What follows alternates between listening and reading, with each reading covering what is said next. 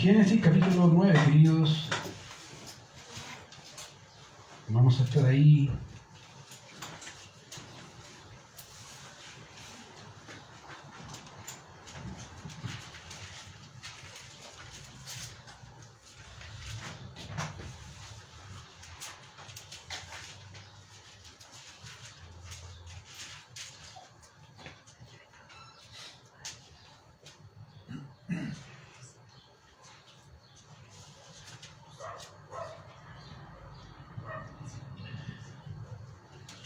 No sé si tuvo la oportunidad de vivir algunas generaciones anteriores, yo creo que sí, muchos de aquí por lo menos tenemos unos años extras. Y no sé si recuerda que generalmente las familias antiguas eran muy diferentes a las familias nuevas, más modernas, ¿ya? ¿En qué sentido? En que básicamente eran muchos. No sé si recuerdan, generalmente las familias antiguas o más, podríamos decir, más longevas, se componían de alrededor de 6 o 7 personas, ¿se acuerdan? Era como típico, que era como quien echaba más competencia con hijos, ¿cierto? Y era interesante notar eso en las familias antiguas. De hecho, 9 dicen por ahí, ¿cierto? De hecho, yo por lo menos de parte de mi mamá, son 16. Yo no tengo idea, no sé, ni me pregunten cómo se llama, no tengo idea. Ya, pero son 16, murió uno, quedan, ¿quién ha murido? Como 3 o 4, no sé cuánto, pero en realidad quedan como 12. 9, entonces, imagínense tener a 16 y decirle los nombres a todos, yo creo que era un conflicto. De hecho, es interesante porque cuando van transcurriendo los años y tiene gran cantidad de hijos, no sé si se ha visto en las mujeres ancianas que empiezan a nombrar a todos. Juan, Pedro, no, Martín, y empieza al final, al último le dice el nombre de la persona que necesita. Y generalmente era así. Ahora, cuando vemos la Biblia, queridos, en general, si vemos Génesis 5, van a notar que hay muchos nombres de personas. De hecho, una de las genealogías más grandes está en Génesis 5, donde se menciona una gran cantidad de hijos. Dice, estos son los hijos de Adán, y tuvo hijos e hijas, y tuvo hijos e hijas. Entonces, en realidad, eran muchos en ese tiempo. Pero cuando llegamos al tiempo de Noé, es interesante notar que se mencionan 3. No hay muchos hijos. Y de hecho después que los hijos de Noé pasan por el diluvio, están ellos 3 y no hay más. Ahora, obviamente, todo eso tiene que ver con lo que también el Señor les dijo a Adán, ¿se acuerdan? Fructificad y multiplicaos. Yo creo que antiguamente eso lo entendían muy bien nuestros abuelos, ¿no? Fructificar y multiplicar, ya, démosle, fructifiquemos y multipliquémonos. Y en realidad a veces uno dice es un conflicto, pero Adán obviamente cumplió lo que el Señor le mandó, fructificar y multiplicarse, al punto en que después toda una generación murió por el diluvio. Y así también vemos a estos 3 hijos de Noé, junto con Noé, su familia, ya después del diluvio en Génesis capítulo 9, ¿se acuerdan? Y habíamos hablado también de que Dios establece un pacto con Noé, y no solamente con Noé, de hecho estableció un pacto con la humanidad bajo los domos de Noé, y diciéndole básicamente, nunca más voy a destruir el mundo por medio de agua. Y hasta el día de hoy hemos visto que Dios cumple sus promesas. ¿Se acuerdan que lo vimos? Si no lo recuerdan, escuchen el sermón de la semana pasada para no hacer todo un resumen, pero ahí está. Entonces, fíjense qué interesante, cuando leemos el capítulo 9, verso 18, el texto empieza diciendo a lo siguiente, dice, y los hijos de Noé que salieron del arca fueron Sem, Cam y Jafet, y Cam es el padre de Canaán. Ahora, obviamente, en algunas ocasiones la lista, queridos, de nombres no es algo muy novedoso. En realidad, saltamos los nombres, ¿ya? Generalmente cuando hay personas que están recién empezando su lectura bíblica, y les animo siempre a leer toda la Biblia, etapa a etapa. incluso los nombres Mahalaleel y esos tipos, y dicen, ¿qué está hablando de esto? Y uno generalmente llega a este tipo de capítulos, y yo más seguro que él llega al capítulo 10 y se salta el capítulo 10 de Génesis, se salta el capítulo 5 de Génesis, llega a Reyes, se salta la genealogía, llega a Crónicas, se salta los 9 capítulos de Crónicas, y así va saltándose los libros. ¿Por qué? En realidad eso no tiene importancia, y los nombres son raros, y más encima son difíciles de decir. Entonces mejor no salto, ¿cierto? Ahora, es interesante, querido, que los nombres ahí, cada parte de la Biblia está ahí porque es importante. Y Dios quiere que esté ahí porque es importante. Ahora, tenemos aquí 3 hombres, ya, como dije, que no son una novedad para nosotros, ya, pero obviamente en ellas podemos ver algunas pistas y observar algunas cosas importantes que Moisés quería enseñarnos. Ahora, aquí tenemos nuevamente los hijos de Noé, y si hiciéramos un catastro de las veces que aparecen en el texto bíblico y en el orden en que aparecen, diría que hay algunas cosas interesantes acerca de estos 3 hijos de Noé. Ejemplo, en primer lugar, en Génesis capítulo 5, verso 32, es la primera vez que aparece estos 3 hombres. Es lo que dice Génesis capítulo 5, verso 32. Dice así: y siendo Noé de 500 años, engendró a Sem, a Cam y a Jafet. La primera vez que aparece. Y aquí obviamente se nos dice que siendo Noé de 500 años, engendró a Sem, Cam y a Jafet, de manera que estos 3 hermanos eran trillizos. Bueno, no es novedad, yo he visto quintillizos, sextillizos, así que trillizos es algo normal. Ahora uno me puede preguntar, ¿y cómo sabes que son trillizos? Porque lo tuvo el mismo año. No creo que la esposa de Noé sea diferente a cualquier otra mujer, ¿cierto? Pero aquí vemos a una mujer que tuvo trillizos, 3 hombres, 3 varones. Entonces, esa es una de las primeras cosas que aparecen ahí, ya que obviamente ellos nacieron el mismo año. ¿En qué año dice ahí? Engendró Noé de 500 años, engendró. A los 500 años tuvo estos 3 hijos, Sem, Cam y Jafet. Entonces tuvo una familia numerosa de forma instantánea, rápida, ¿cierto? 3. No todos estábamos preparados para 3, pero creo que con 3 es suficiente. Ahí está. Ahora, en segundo lugar, hasta la lista que aparece en el capítulo 10, ¿ya? Aparecen casi en el mismo orden que siempre que los hemos leído hasta ahora, ¿ya? Que aparecen básicamente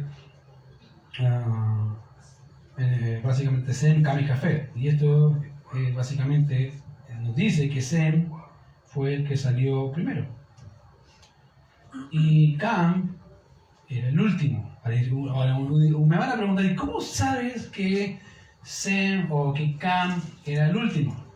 Bueno, si van al capítulo 9, voy a llevarlos un poco de los pasajes que ya hemos visto. Si vemos el capítulo 9,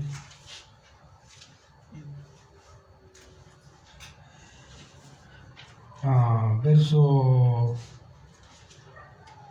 24, dice ahí: y despertó Noé de su embriaguez, y supo lo que había hecho su hijo más joven. Y hablando de Cam, hablando del hijo más joven, que sería el menor, era Cam.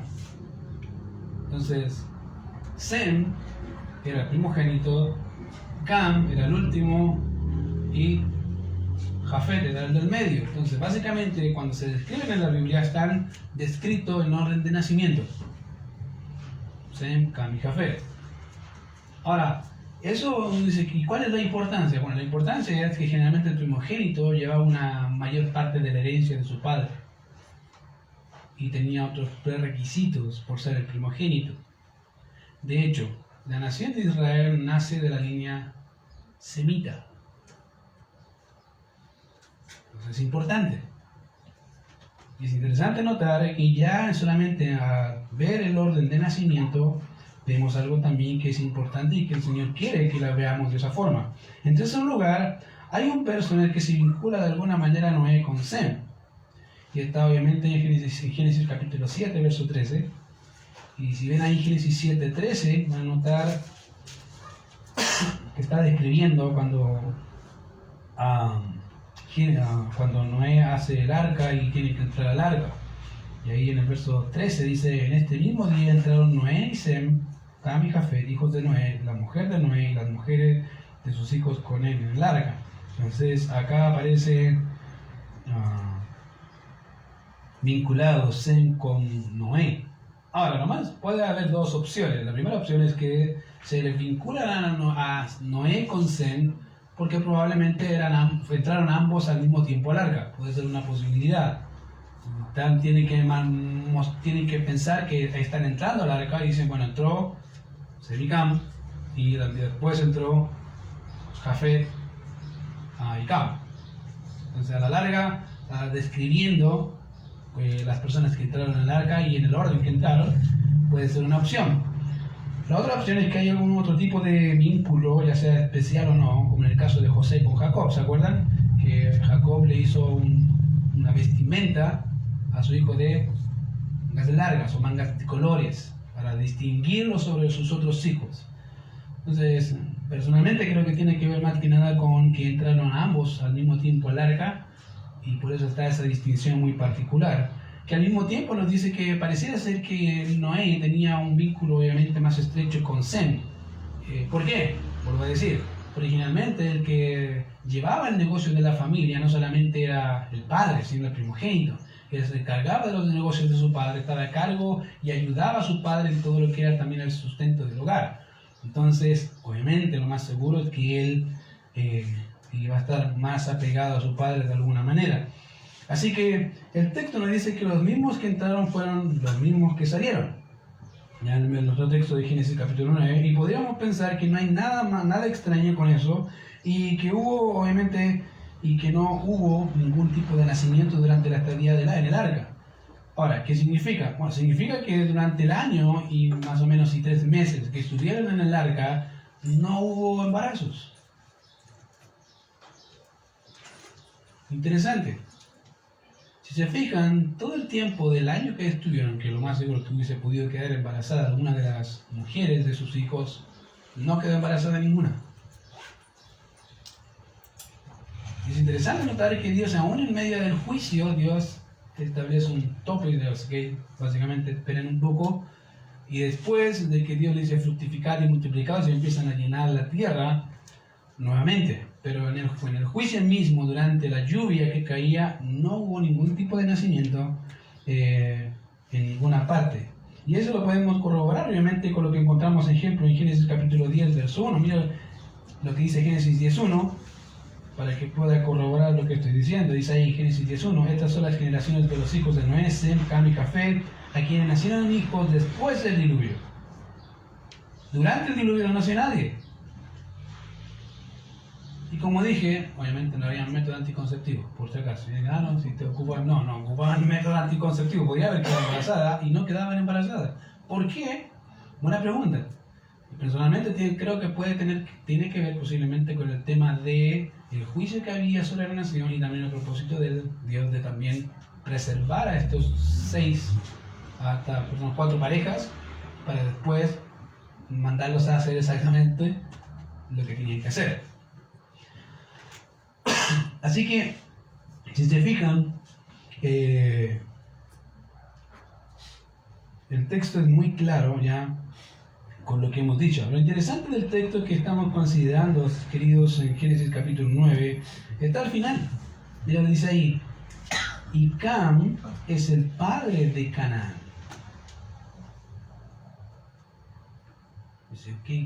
¿Cuál es la cosa interesante? La pregunta es, ¿por qué? ¿Qué tiene que ver Cam en esta lista en donde están los hijos de Noé?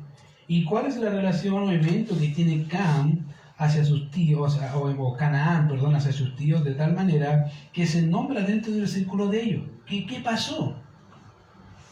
¿Por qué Canaán es mencionado dentro de este círculo de sus tíos cuando no tiene nada que ver? De hecho, más adelante es mencionado nuevamente sobre él una maldición. Entonces, ¿qué relación tiene Canaán en este punto? Y es algo que veremos más adelante en el transcurso del pasaje, pero quiero continuar con el texto para poder desarrollar cada pasaje, obviamente así poder poder ir avanzando de acuerdo al texto mismo. Así que denme unos minutos. En realidad denme hasta la próxima predicación porque no voy a terminar hoy día. Esta es la cosa que me gusta de las predicaciones. Generalmente tengo una meta, digo que voy a hacer estos versos. Y empiezo a desglosar los versos, a estudiar los versos y digo, no voy a hacer nada de esos versos porque no voy a alcanzar a hacerlos todos. Así que digo, ya, será. Los divido en todos y no hay ningún problema. ¿Por qué? Porque hay cosas importantes que se mencionan y son importantes de poder desarrollar. Así que, obviamente, permítanme un poco de tiempo para poder explicar mejor a lo que el texto está diciendo. Ahora bien, en el verso 19 de nuestro texto, de Génesis 9, dice: estos tres son los hijos de Noé, y de ellos fue llena toda la tierra. Ahora, es interesante, querido, cuando uno lee los textos bíblicos o cualquier tipo de libro, es interesante notar el uso del lenguaje de los textos. No sé si alguna vez ha leído el Miosí o esos libros antaño, que son bien raros en su lenguaje, pero son ricos también en cómo utilizan las formas o las figuras retóricas. Son excelentes. Ahora, generalmente uno dice, ¿qué son las figuras retóricas? ¿O qué son las figuras de dicción? Las figuras de dicción son palabras o formas del lenguaje que nos permiten comunicar verdades. Para el uso natural nuestro, para poder decirlo, son a veces el uso coloquial del lenguaje chileno, ¿cierto? Yo creo que si nosotros decimos alguna palabra chilena, algunos dicen, ¿qué dijo? Generalmente los extranjeros cuando llegan a Chile tienen que chilenizarse, tienen que empezar a entender los modismos, ¿cierto? Porque no los entienden. Entonces si uno le dice bacán, ¿qué es bacán? Bacán no suena nada, ¿cierto? Bacán, una vaca. No, que está bien, que está bueno. Bacán. Entonces hay que entender, y son palabras que ocupamos del lenguaje, ya que nos permiten dar información, y aquí tenemos una de ellas. De hecho, fíjense, dice, ¿cómo sabes que hay una palabra del lenguaje ahí expuesta en nuestro texto? Miren lo que dice ahí, en Génesis capítulo 9, verso 19, se ocupa una figura de dicción y dice ahí, estos tres son los hijos de Noé. Dice, ¿cuál es la palabra? Bueno, acá hay una figura de dicción que se llama sinécdoque. No es un bicho, es una figura de dicción, no es algo no es invento mío, es que existe en realidad esa figura, ¿ya? Y esta figura lingüística y retórica consiste en designar una parte por el todo o el todo por una parte. Básicamente, o te dice, los hijos son Sem, Cam y Jafet, o te dice, estos tres son los hijos de Noé. Te está diciendo exactamente lo mismo, pero de una forma distinta. Te está diciendo a veces la parte del todo de la familia de Noé, o te dice el todo, como dice acá, básicamente dice, estos son los hijos de Noé. Punto. Entonces está ocupando una figura retórica para poder decir, mira, estos que ya mencionamos, Sem, Cam y Jafet, son parte de la familia de Noé, ¿ya? Que se describe en el texto 1 y que simplifica básicamente lo que está diciendo Moisés. Y ahí nos añade un detalle más importante, dice, y de ellos fue llena toda la tierra. Ahora, presten atención a eso porque es importante. En ocasiones he dicho que Moisés tiene una forma muy particular de escribir, y es que en ocasiones lo que él va a hacer es darte detalles que después te los va a desarrollar. Ejemplo, cuando vemos Génesis 1:1, dice, en el principio creó Dios los cielos y la tierra, ¿cierto? Por lo tanto, no tengo que producir, dice, ok, yo sé, ya dice Génesis 1:1, en el principio creó Dios los cielos y la tierra. Si yo dejo solamente, si no existiera ningún otro versículo del capítulo 1, uno entiende que Dios creó todo, porque eso dice Génesis 1:1, en el principio creó Dios los cielos y la tierra. Pero como saben que los hombres somos preguntones, y la pregunta típica es, ¿cómo lo hizo? Entonces Moisés dice, ok, yo te voy a enseñar cómo lo hizo. Entonces dice, bueno, el Espíritu de Dios se movía sobre la faz de las aguas y dijo Dios, el día 1 será luz y apareció la luz. Entonces, lo que hace Moisés es empezar a explicar cómo se desarrolló lo que ya planteó, Génesis 1:1. aquí en el Génesis capítulo 9, verso 19, está haciendo algo muy parecido. Ahora, me vas a decir, pero ¿cómo es eso? Sí, mira, estos son los 3 hijos de Noé, y de ellos fue llena toda la tierra. Ahora, recordemos, queridos, que las palabras del Señor, cuando bendice a la primera pareja, o sea, Adán y a Eva, les dice, obviamente, fructificad y multiplicad, llenad la tierra, dice el mismo, a la misma orden. Primero se la dijo a Adán, y ahora se la dice a los hijos de Noé, fructificad y multiplicad. De manera que la primera mención que se encuentra ahí en Génesis 1:28, básicamente se les hace a los hijos de Noé como básicamente quienes estarían la tarea de llenar todo el mundo. O sea, todos nosotros estamos vinculados bajo los lomos de los hijos de Noé y por ende bajo los lomos de Adán. Todos. De ahí salimos. Ahora bien, al considerar esos versos que hemos visto y su relación con la sección que corresponde, la pregunta es, que sale a flote básicamente, ¿qué relación hay en estos textos? ¿Qué relación hay entre la sección del versículo 18 y 19 con el tema de la embriaguez de Noé? Ya, y la pregunta es necesaria hacerla por distintas razones, pero quiero hacerle una nota, un paréntesis antes de continuar. Fíjense, dice, estos son los hijos de Noé, Sem, Cam y Jafet, y de ellos se va a poblar toda la tierra. ¿De quiénes? Los 3 hijos, Sem, Cam y Jafet. ¿Y Noé?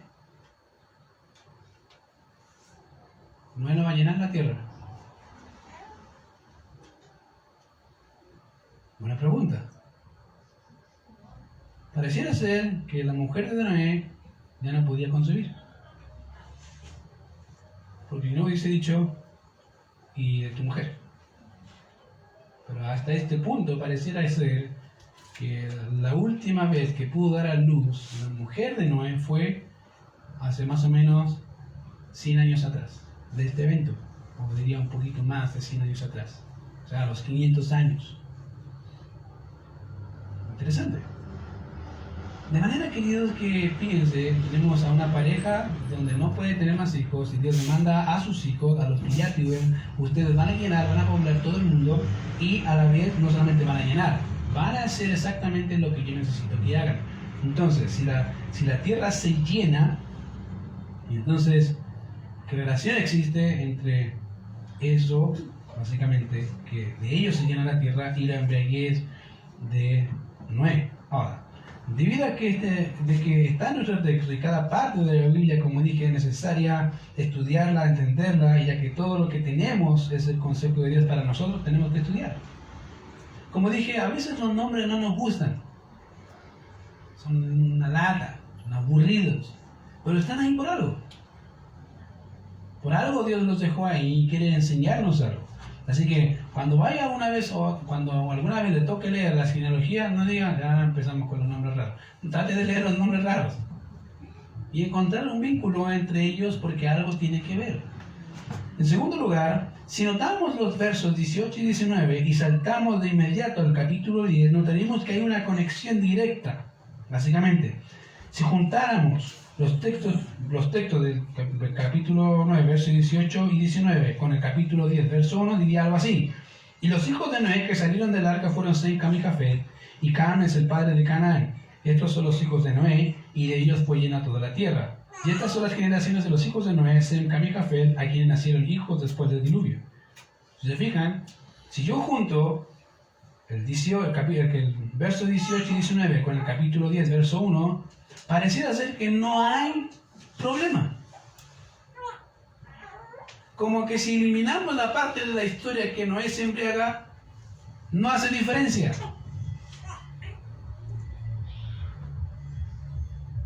Pero sí hace diferencia porque hay algo importante que Dios quiere comunicar en relación a uno de los hijos de Noé y que es necesario entenderlo porque eso va a marcar la historia desde ese evento hacia adelante, hacia nuestros días. Y es interesante notar que Dios ya marca un evento importante y lo mete entre medio de la historia para decir, hey, hay algo importante que necesito que prestes atención. Ahora, de alguna forma creo que a veces Dios hace lo mismo con nosotros, ¿cierto? A veces Dios te tiene que parar y decir, párate un poco. Quiero recordarte algo que pasó. ¿Se acuerdan?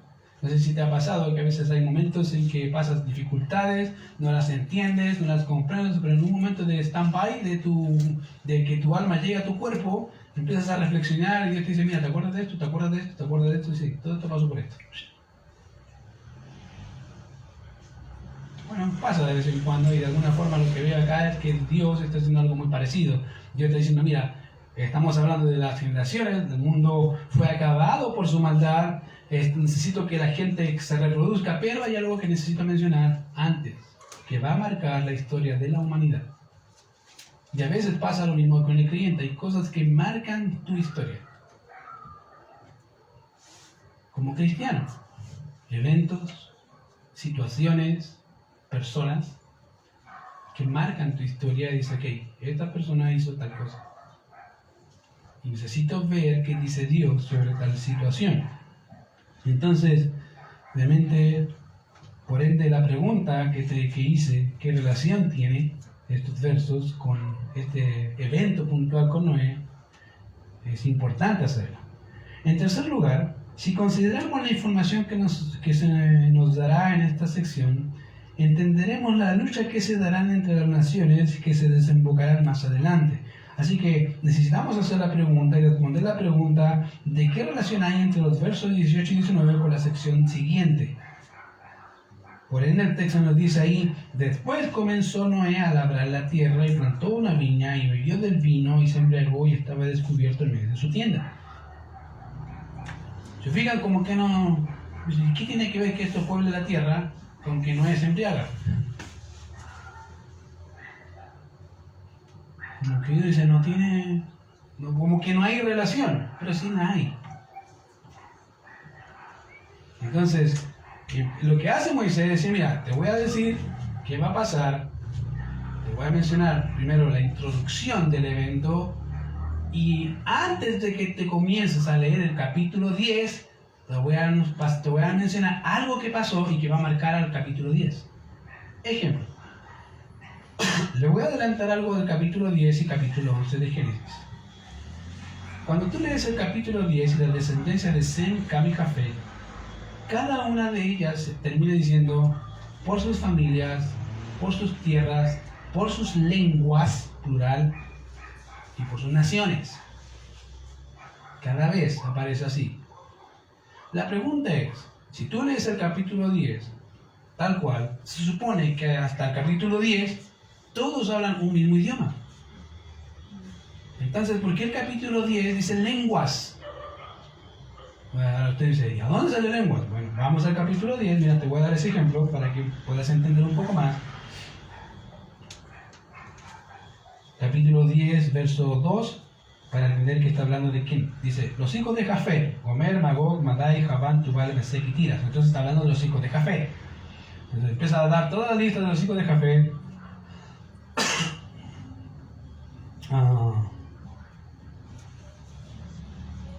Y al final, obviamente, de toda la lista empieza a decir por sus lenguas, por sus naciones. Vamos a... Déjenme pasar el texto.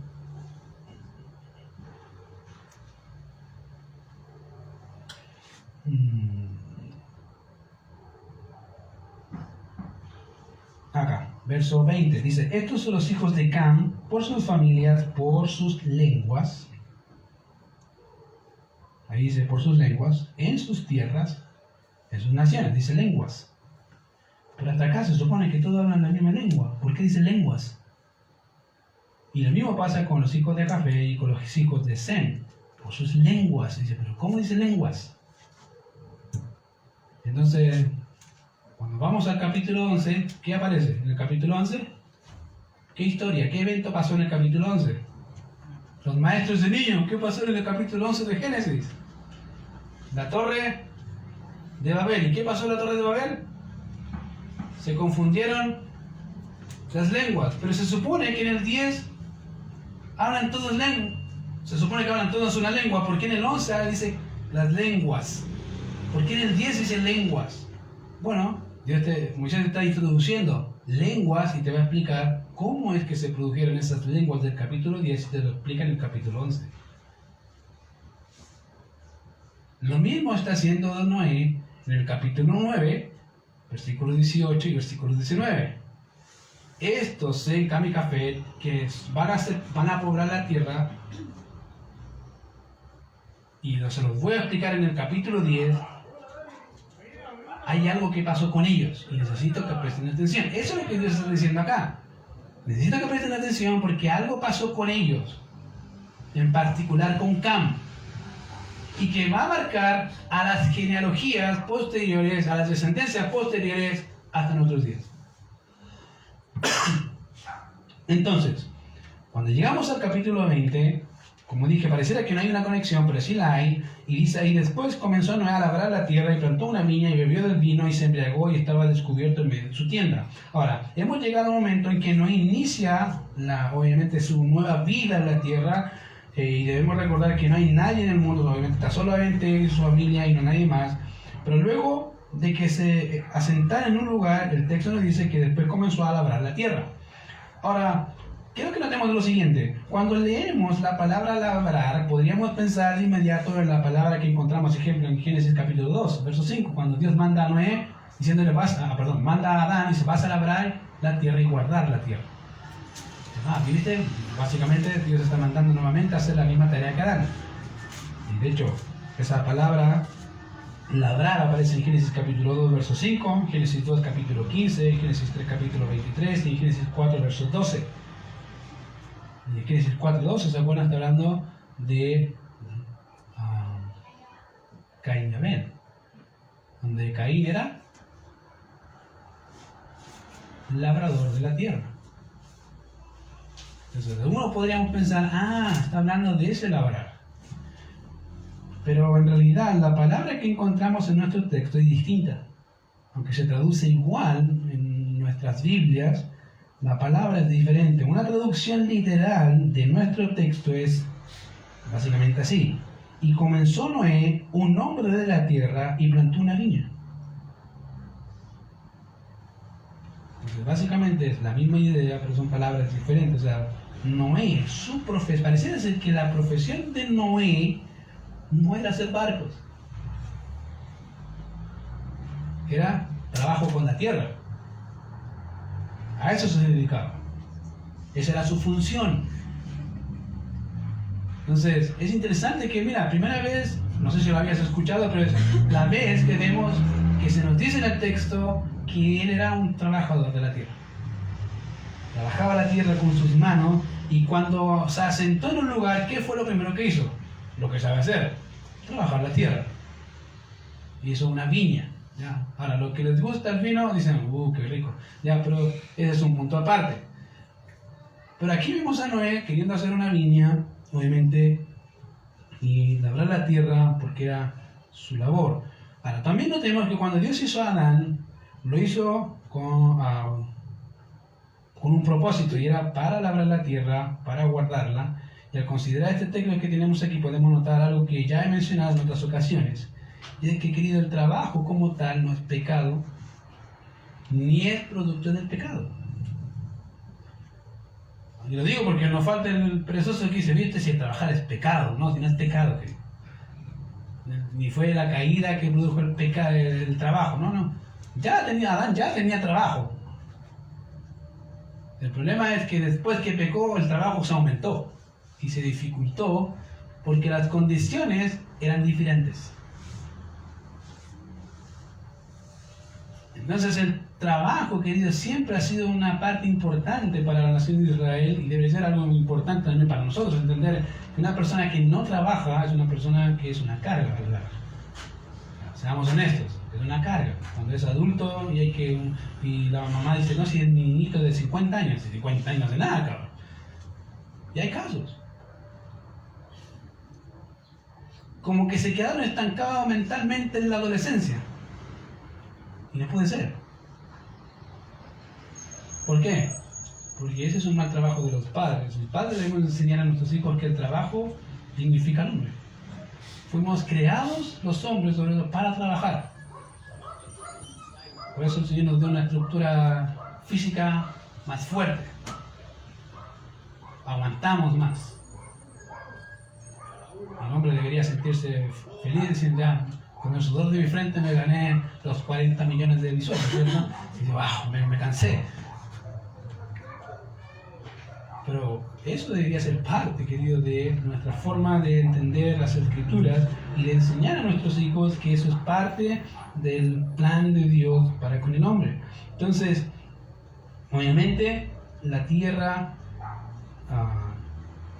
ya no es la misma producción, pero es necesario trabajar. Ahora,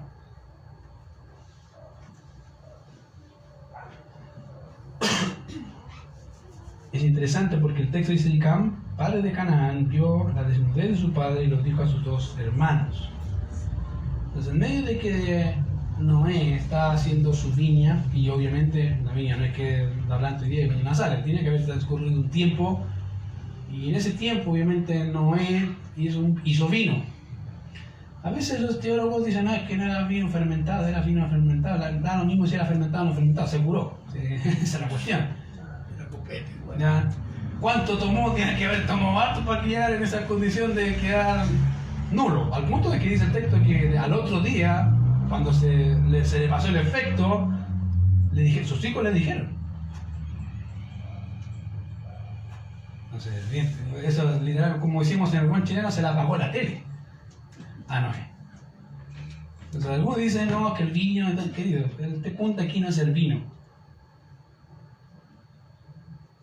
Hay que hacer debate de si era vino con fermentado o no era fermentado, no viene al caso.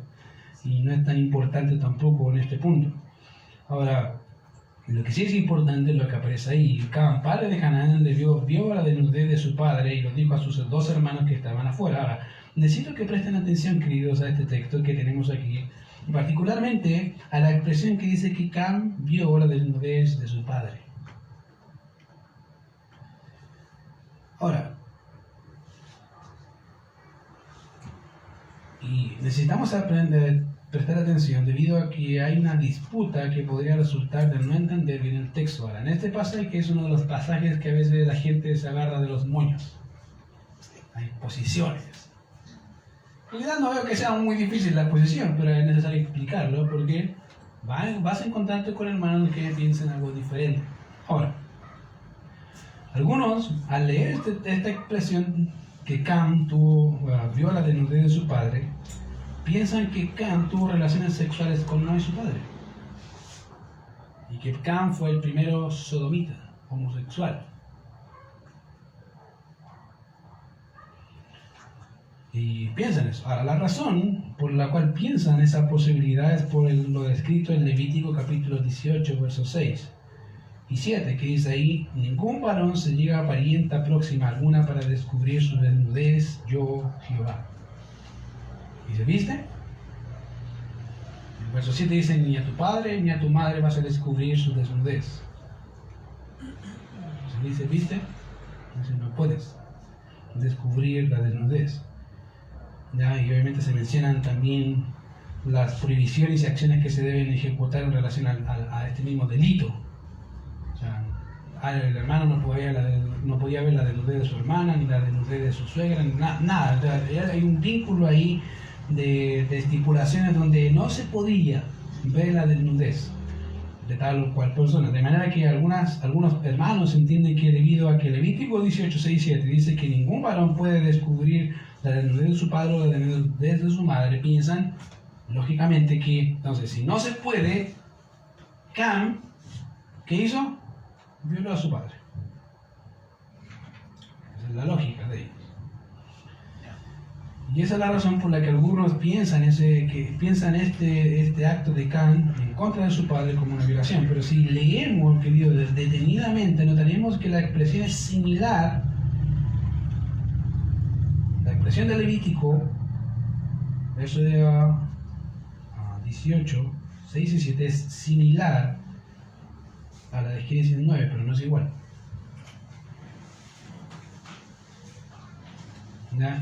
Y obviamente eso se añade que ambos textos están en un contexto diferente. como decimos en el buen uso de la hermenéutica, un texto fuera de su contexto es un pretexto.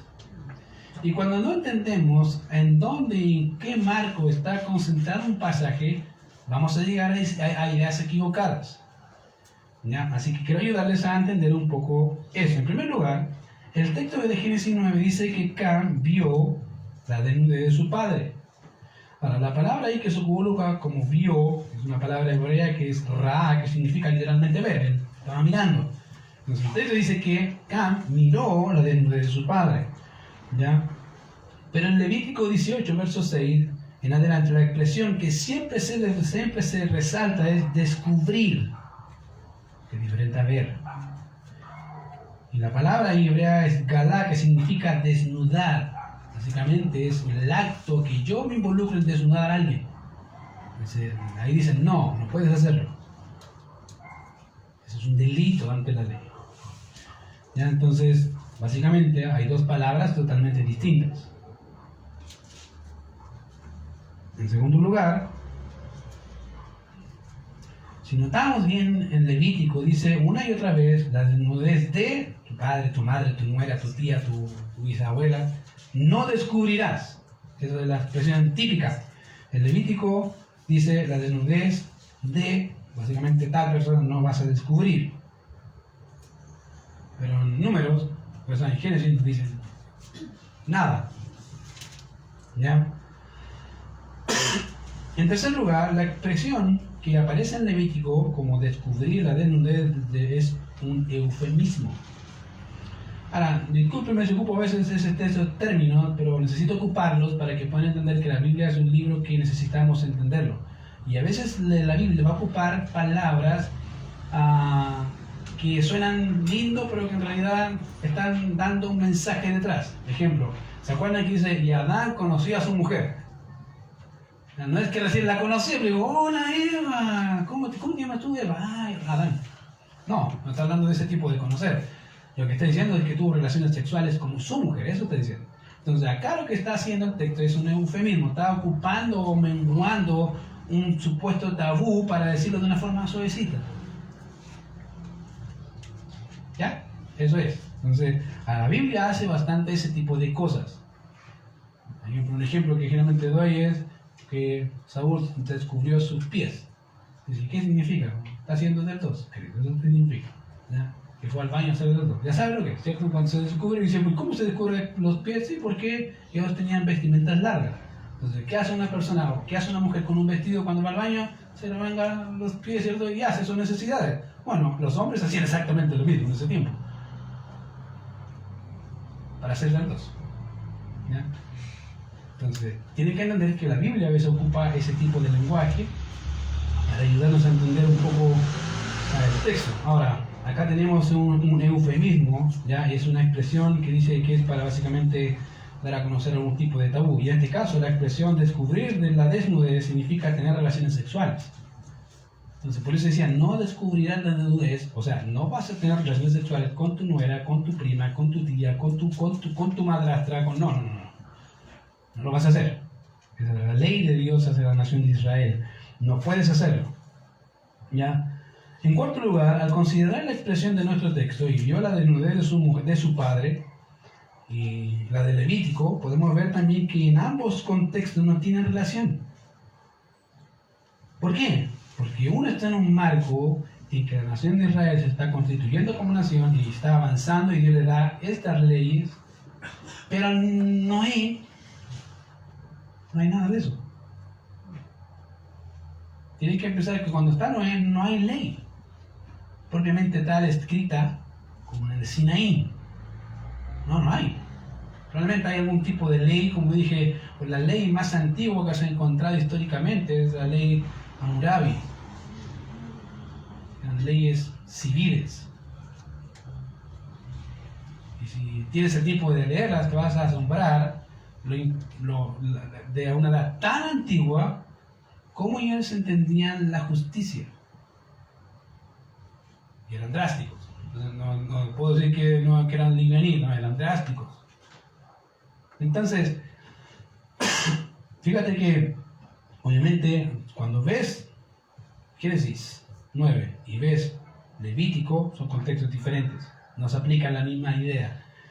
De manera que el hecho de que Cam haya visto la desnudez de su padre no significa que Cam tuvo relaciones sexuales con su padre, sino que simplemente vio la desnudez de su padre.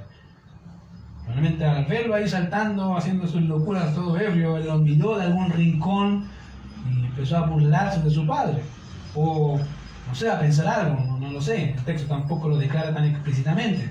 Ahora, de hecho, el doctor Evis Carballosa, hablando de ese evento, dice lo siguiente, y quiero citarlo, dice: el hecho de haber contemplado con satisfacción la desnudez de Noé era en sí mismo una terrible ofensa a la dignidad de aquel a quien debía el más profundo respeto.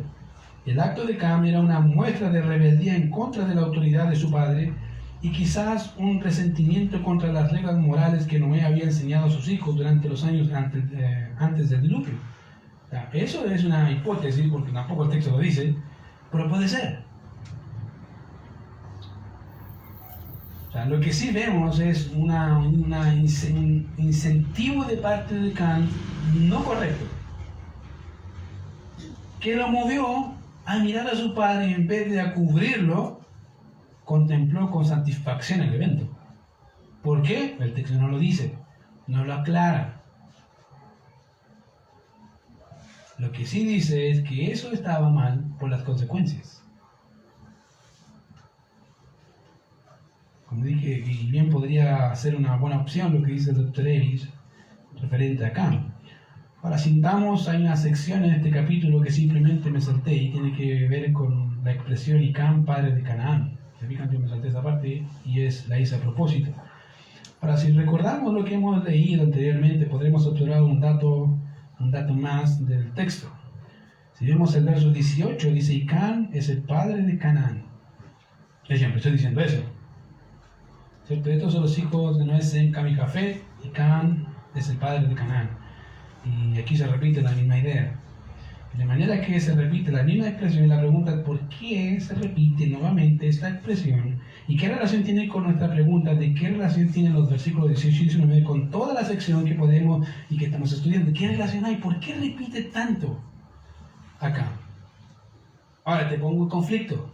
Si el acto de ver a su padre desnudo fue hecho por Cam, ¿por qué Canaán lleva las consecuencias? Dice: ¿a dónde dice eso? Mira lo que dice el texto en Génesis capítulo 9. Mira.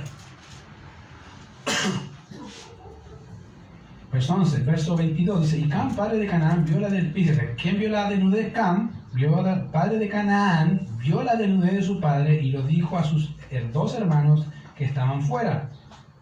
Verso 24. Y despertó Noé de su embriaguez y supo lo que había hecho su hijo más joven. Y dijo: maldito sea Canaán. ¿Cómo?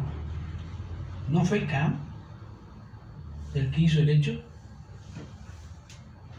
Y si fue Cam, ¿por qué maldice a su hijo? Canaán.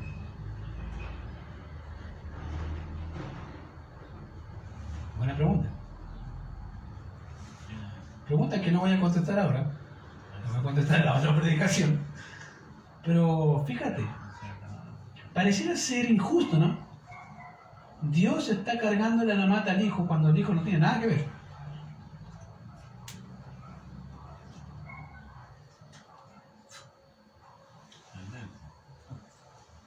Te pongo otro ejemplo. Parecido, no es el mismo contexto, pero la misma idea. Cuando David se llegó a Betsabé, el texto bíblico dice que ellos tuvieron un hijo, ¿se acuerdan? Y que David, al orar a decirle a Natán que el Señor me perdone, Natán dice: el Señor te perdonó la vida, pero tu hijo morirá. La pregunta es: ¿por qué muere el hijo? Por la causa del padre.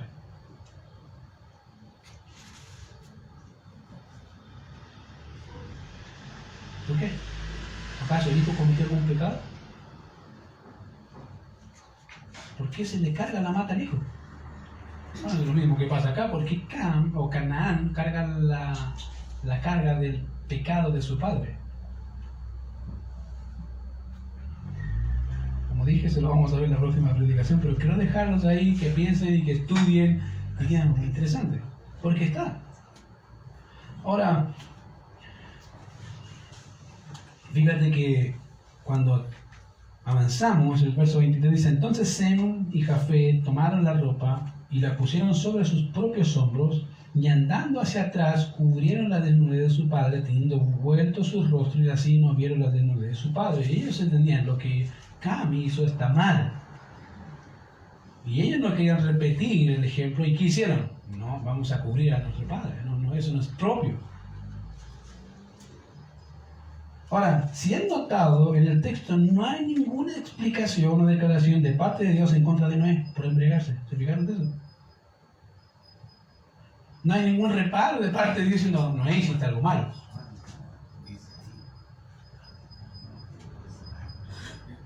Estaba leyendo al doctor Egg y decía que obviamente estaba dando su idea de que Noé pecó al embriagarse, pero el texto tampoco dice que pecó. Y la deducción que sacan es en base a Éxodo y otros textos que están aplicados literalmente a la nación de Israel, pero aquí no está la nación de Israel. Entonces, ¿cómo elimina, cómo dictamina Dios acá un pecado cuando no hay una ley de por medio? Como dice el principio bíblico de Pablo, ¿se acuerdan? Donde no hay ley, ¿se puede inculpar de pecado? No.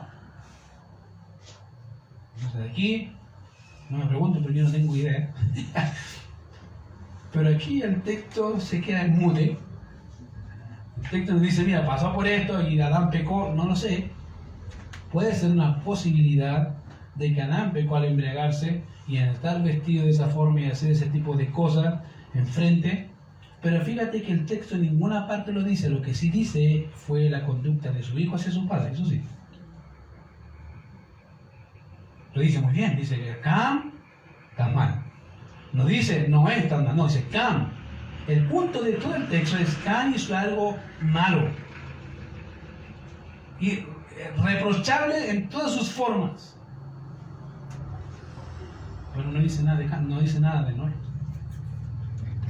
Como dije, puede haber a veces diferentes formas de verlo, pero quiero decir lo que dice el texto. Puedo tener mis apreciaciones y puedo estar de acuerdo con el doctor Elvis Carballo, es decir, pecó, ¿sí?, bajo otros contextos, y si aplico lo que ya veo de Éxodo, del texto de la Biblia en general, sí, pecó. Pero el texto aquí no nos dice explícito, y no quiero aventurarme tampoco con eso.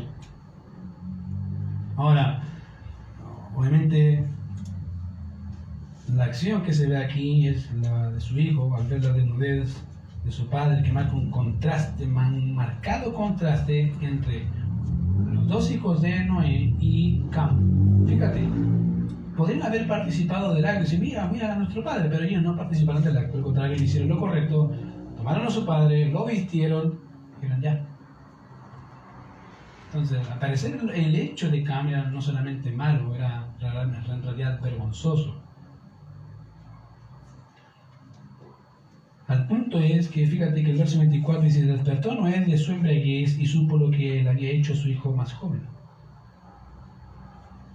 Ahora, querido, ¿usted sabe cuando un hijo le hace algo al papá de la forma de ese tipo? ¿Cierto? Uno que ya se haya pasado por palos, dice, no, aquí me va a llegar. Y aquí pasó algo muy parecido. Dice, y dijo, maldito sea Canaán, siervo de siervos será a sus hermanos. Dijo más, bendito por Jehová mi Dios sea Sem, y sea Canaán su siervo. Engrandezca Dios a Jafet y habite las tiendas de Sem, y sea Canaán su siervo. La pregunta es entonces ahora, ¿por qué Canaán lleva las consecuencias de Cam?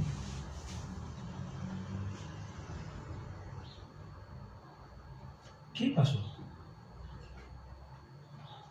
¿Qué relación tiene Canaán entonces con sus tíos? ¿Se acuerdan que era la pregunta inicial? ¿Qué relación hay entre el evento de que empieza diciendo estos son los hijos de Noé, Sem, Cam y Jafet, y Canaán es hijo de Cam, con que Canaán se le haya inculpado de un acto de Cam?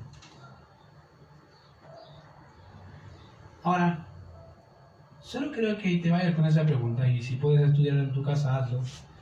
Pero quiero mostrarte algo interesante del texto y es que, querido, cada vez que hay una falta, a veces los hijos cargan los pecados o no los pecados, pero sí, podríamos decirlo, las consecuencias del pecado de sus padres. Lamentablemente. Pasa. Hay familias donde el hijo no tiene nada que ver y cargan con el hijo, ¿cierto? ¿Por el pecado de quién? Padres. Querido, a veces tenga cuidado porque en realidad a veces nuestras vidas marcan tanto para bendición como para maldición a nuestros hijos. Lo van a marcar. ¿De quién depende? De ti. ¿Qué tipo de padre quieres ser? Y aquí vemos a uno que, papá, se nota que dijo, aquí no. Y aquí yo te marco a ti. Querido, nuestras decisiones como padres, fíjate, cuando vemos la vida de Noé, las decisiones de los padres marcan a los hijos. Lo marcó desde el momento en que Dios le dijo a Noé, entra tú y tus hijos. Marcó a sus hijos en el arca y marcó a sus hijos después del arca. Querido, las decisiones que tomamos como padres, no piense solamente en una decisión personal, piense en los efectos que tales decisiones pueden llevar a los hijos. Una de las cosas que me acuerdo que hicimos con mi esposa cuando íbamos a ponerle el nombre a Joel era que no nos le ponemos, pero que no nos puedan burlar de él. Porque típico, este nombre, y después todos estaban los compañeros diciéndole cierto sobrenombre, por el nombre, de un nombre que nadie le puede decir sobrenombre.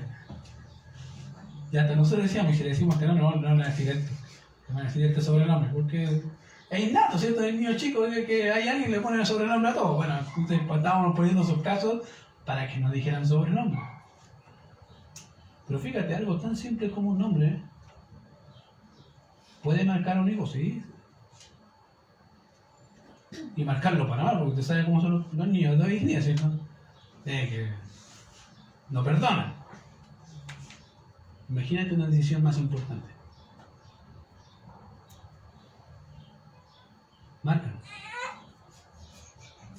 Marcan a tus hijos.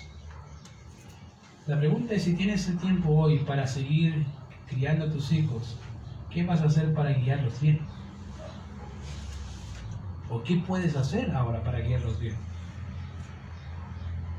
Tú puedes decir, no puedo hacer nada, querido, siempre hay algo que se puede hacer. Solo está en disponerte en las manos del Señor. El Señor, ¿qué hago en la vida de mi hijo que pueda marcarlo para bien? Pero para bien, si para bien, no bien físico, ya no piensen en los bienes materiales. Esos duran, ¿cuánto? El desgaste del material, ¿cierto? No, piense en bienes eternos.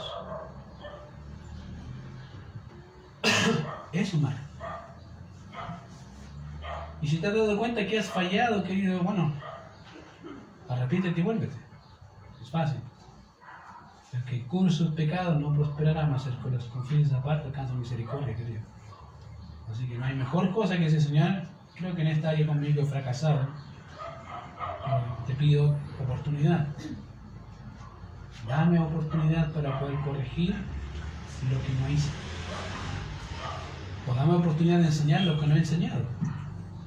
Pero querida, si algo te puedo decir, la vida de Noé marcó en definitiva a uno de sus hijos, no a uno, a los tres. 2 para bendición y 1 para maldición. La pregunta es, ¿qué vas a hacer tú? Vamos a ver. Señor, te damos gracias por este tiempo, gracias por tu cuidado y tu misericordia y porque nos bendices. Y, Señor, te pido que seas tú, Señor, guiando nuestras vidas para tu gloria. Y gracias, Señor, por ver esta vida de este hombre Noé, ya terminando el capítulo 9 prácticamente, Señor, y ver cómo tú le has utilizado y le utilizaste, Señor, en un tiempo para preservar la humanidad. Y al ver ese texto, Señor, que halló gracia ante tus ojos, Señor, cómo no ver en su vida un hombre de fe, un hombre que no solamente vivía para ti, sino que enseñaba a su familia a vivir para ti. Gracias, Padre, por enseñarnos ejemplos como esos, porque nos faltan mucho por aprender. Permítanos vivir para tu gloria, Señor, de manera que nuestras decisiones no solamente marquen a nuestros hijos en un tiempo presente, sino por la eternidad y para tu gloria. Gracias por este tiempo. En Cristo Jesús oramos. Amén. Pastor.